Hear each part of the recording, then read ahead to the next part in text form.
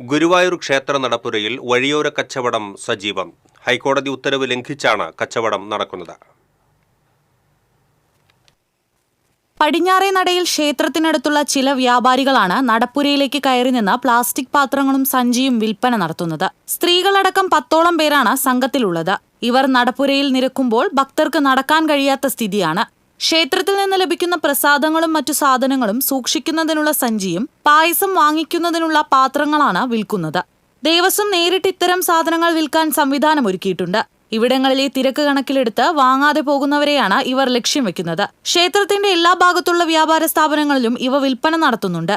ഇതിനെ മറികടന്നാണ് ചില വ്യാപാരികൾ വളഞ്ഞ വഴി സ്വീകരിക്കുന്നത്. ഭക്തർ ക്ഷേത്രത്തിൽ നിന്ന് പുറത്തിറങ്ങുമ്പോഴേക്കും കച്ചവടക്കാർ ഓടിയെത്തും. ഏതെങ്കിലും ഒന്ന് വാങ്ങിക്കാൻ നിർബന്ധിക്കും. വാങ്ങാതെ പോയാൽ പുറകെ കൂടും. ഭൂരിഭാഗം പേരും ശല്യം സഹിക്കാനാകാതെ എന്തെങ്കിലും വാങ്ങിക്കും. പ്രായമായവരെ ബുദ്ധിമുട്ടിക്കുന്ന തരത്തിലാണ് ഇവരുടെ സമീപനം. ഇവർക്കെതിരെ വലിയ വിഭാഗം വ്യാപാരികളും രംഗത്തുണ്ട്. ഇത്തരക്കാരെ നിയന്ത്രിക്കണമെന്നാണ് ഭക്തരുടെ ആവശ്യം. TCV news, Guruvayur.